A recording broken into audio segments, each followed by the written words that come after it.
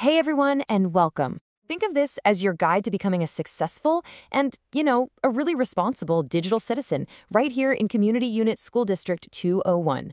Whether you're a student or a parent tuning in, figuring out how to navigate our digital world is absolutely key to having a great school year. So let's jump right in. Now, just so you know where all this is coming from, everything we're about to talk about is pulled straight from the official CUSD 201 student handbook. That way, we're all on the same page and working from the exact same playbook when it comes to technology. All right, so here's what we're going to cover. We'll kick things off with our digital community agreement, basically the why behind it all. Then we'll get into the specifics, the rules of the digital road, how to use your personal devices, and the deal with AI. And finally, we'll talk about what happens when these rules are broken.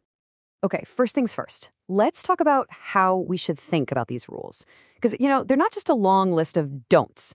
This is more like a shared agreement, something we all buy into to make sure we have a positive, safe, and really productive learning environment for everybody.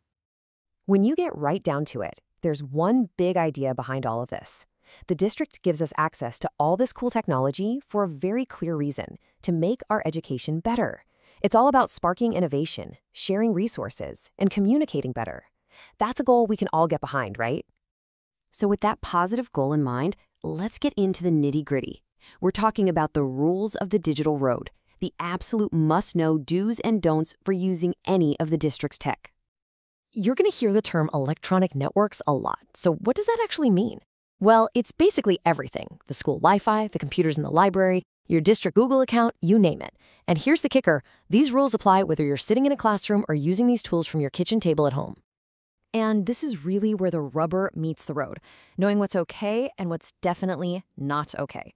On the acceptable side, you've got anything and everything related to your education, research, school projects, all that good stuff. On the unacceptable side, it's pretty clear. No illegal stuff, no hacking, no invading someone's privacy, and definitely no using school tech to make money. It really all boils down to respect and being responsible. All right, let's shift gears and talk about something we all have, our personal devices. This is all about how we use our phones and cameras in a way that respects the classroom and everyone in it. So let's be super clear on the ground rules here. Your phone or personal device, it needs to be powered off and tucked away during the school day. The only exception is if a teacher gives you the green light to use it for a class activity. It should never, ever be a distraction. And I really want to emphasize this next part because it's a huge deal.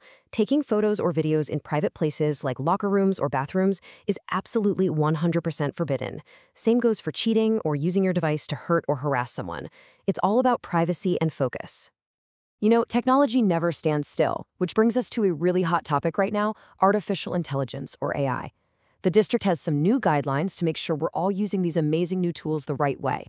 So when we say AI, what are we talking about? Well, think about tools like ChatGPT, Google Gemini, or those cool image generators. We're talking about computer systems that can create content, solve problems, things that usually take human smarts. They're incredible tools, but they come with some very important rules for school. Okay, everyone, listen up. If you take away just one thing about using AI at school, this is it. You can only, and I mean only, use AI for your schoolwork when your teacher has specifically told you to. It has to be for a particular assignment with their permission. This is non-negotiable. It ensures AI is a tool for learning, not a shortcut. And to be crystal clear, here's what's strictly off limits. You can't just have an AI write your paper and turn it in as your own. That's plagiarism, plain and simple.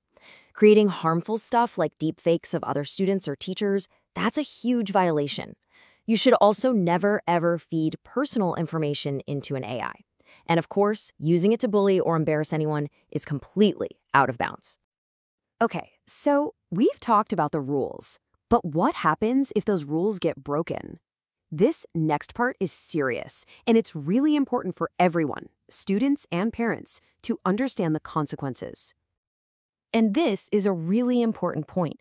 These rules don't just stop at the school doors.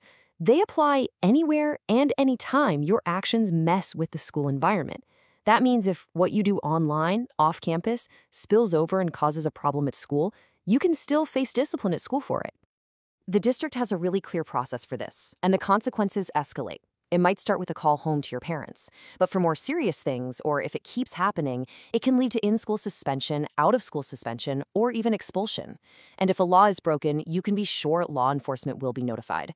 The goal is always to help correct behavior, but the consequences are very real. So all of this really boils down to one final thought.